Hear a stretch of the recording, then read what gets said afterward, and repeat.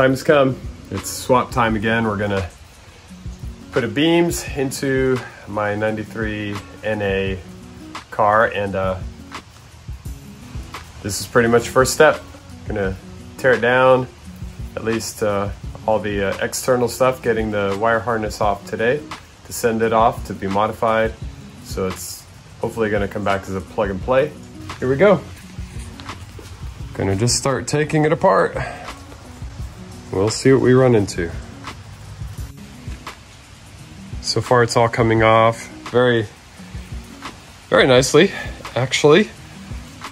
Wire harness is off. And besides being dirty and a little rusty sort of on the surface, this engine seems to be in good shape. Seems like the water pump was changed at some point. For some reason, the branding is rubbed off. Tensioner seems new. The belt is Mitsubishi. So it seems like that's been done. But yeah, I have some cleaning up to do, but it's all apart. Transmission came out fairly easily. So we'll see about the clutch later. And here are all the parts. So yeah, I guess I'll discern from that when last service was done. The mileage that was on the timing cover at the time that the timing belt was done, all that maintenance only has like 4,000 miles on it, so I really don't think it's worth it to change the clutch. However, it's been sitting for a long time, so I'm just going to put a cheap replacement clutch on there and take this OEM flywheel off and have it resurfaced. I think it's going to be fine. So that's the strategy.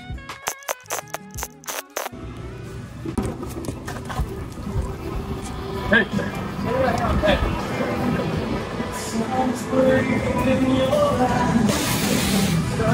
So basically just wanting to clean it up so I can paint it. Okay. This one's not too bad, but since we're doing it all, why not? That one's pretty bad.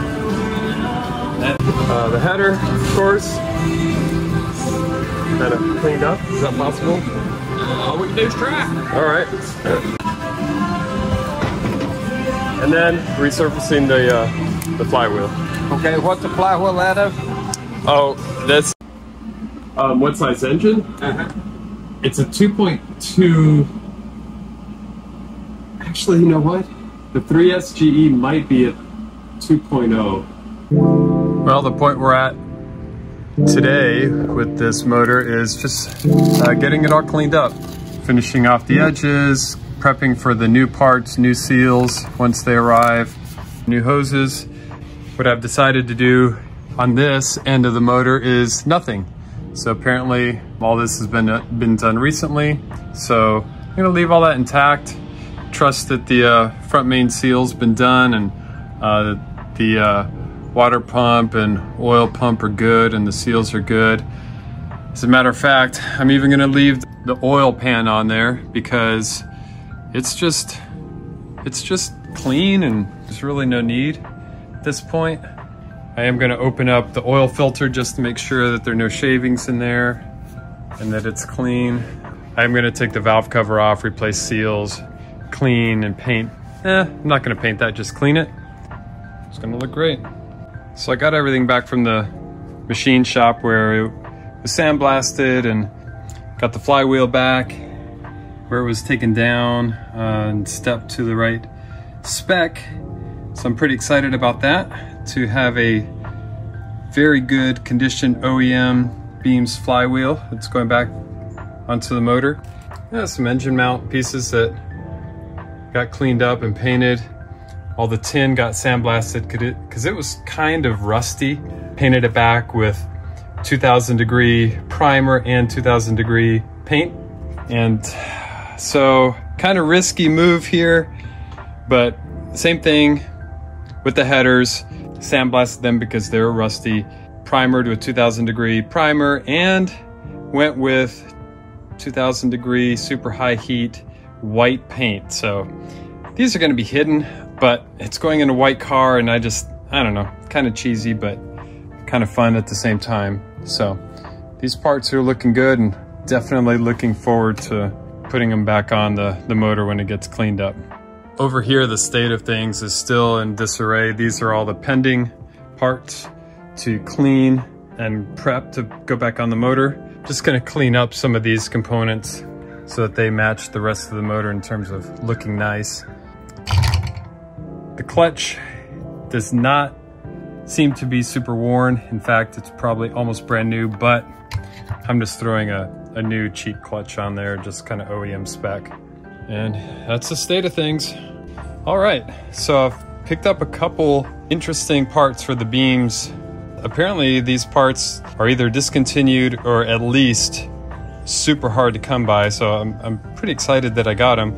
One was from Amayama Trading Company.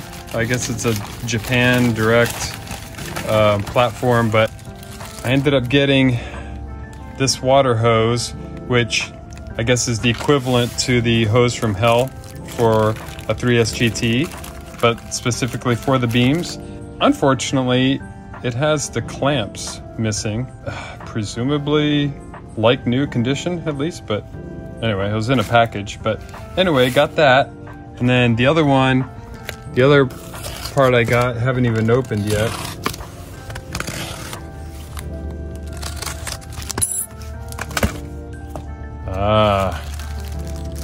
The head gasket. So that's the part number for the head gasket, and these are elusive to find as well. So I'm happy to have found this, beam specific, and got a couple parts that I can replace and be confident that they're going to be good. That's that.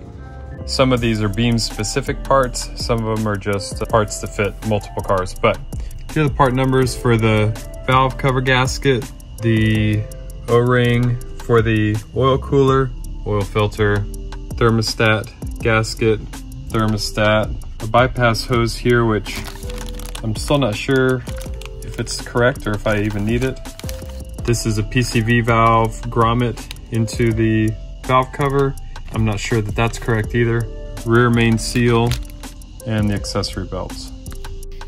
All right, so we're at the step of putting the oil cooler back on and associated hoses. And this is what I'm finding out. So yeah, I suspected this from before, but I must have gotten the wrong part number. This hose is too long for this section here. I had a perfect section of this red hose, so I'm gonna use that and then come back and put some of the insulation around like I did on this oil return hose. So this is going there. This is the part I got from Japan, which was supposedly the last one in stock, but when I got it, it was in the original packaging but had no clamps, so it's added some hose clamps there. That's gonna go here. The oil cooler itself gets this little gasket, which I'm gonna put a little oil on the gasket, put a little oil here on the surface. And I'd cleaned this previously with my polishing wheel. So that surface is nice and clean and smooth. This surface is nice and clean and smooth, and all that's cleaned out. So just gonna put it together.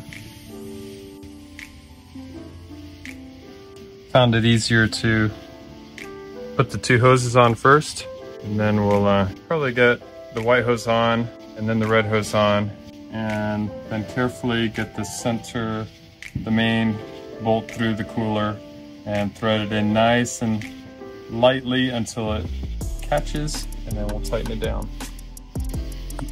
This could stand to be bottomed out a little bit more. There we go. So that hose is seated correctly, has a nice bend without a kink. That hose is the perfect length.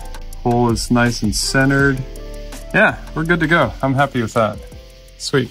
All right, this next section should be pretty straightforward, pretty easy, and it's removing the valve cover in order to replace the valve cover gasket. May or may not paint the valve cover since it's covered with the other beams piece over top of it. but we'll see. Might look nice anyway. There's a lot of corrosion where the valve cover seals seat. And so I'm back to using one of my favorite tools, this brush, and just going at it in the ridge there. And it's turning out nice and clean compared to that. I had to do it. I can't help myself. It's clean and everything looks better than it did, but I just have to spray paint it. It's gonna look cool.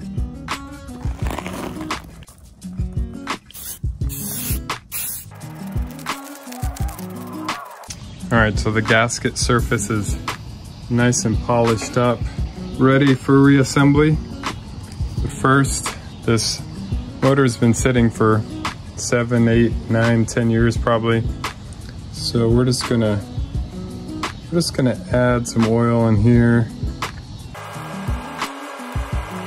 All right, we're at the stage now of putting the valve cover gasket in. Man, this is such a satisfying step. Yeah, it's fun that it just fits in and so precise and tight, but I think it's also because it also represents that point in the project when things are starting to go back together instead of being torn apart. So it's kind of exciting at this point whenever you're putting the valve cover gasket back in. So that's where we're at. Also gonna be putting this in the correct locations. There's some here and here at those joints, and then at these junctures here where there's kind of a crack or potential opening. So there, and there.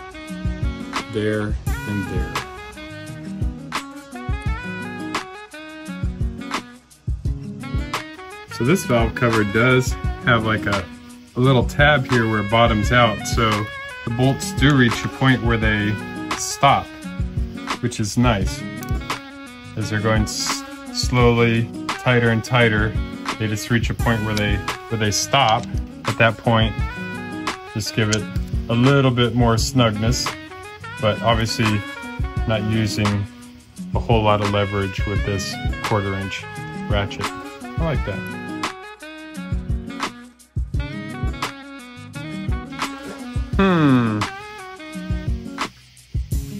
Kind of looks like a bunch of fluorescent light bulbs coming out of the engine block, but I like painting stuff and it's going to be hidden, so why not try white? 2000 degree paint should hold up, right? All right, so I've done something tonight that I've never done before, and that's cut open a oil filter.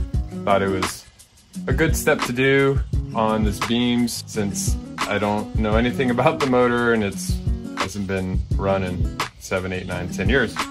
So pretty happy that the oil that did come out had no specks in it, no shavings in it. All these fins that I opened up, completely debris free. I guess that's the way it's supposed to look. Also, when I pulled the drain plug out, there's just nothing on it at all. It's magnetic. Yeah, nothing metallic in there at all, so that's great. That's super good news. It's not going to be a very technical job today, but a fun one nonetheless. Get some color back into this motor, and I get to clean up this cover and the intake and get the red back into the beam's red top.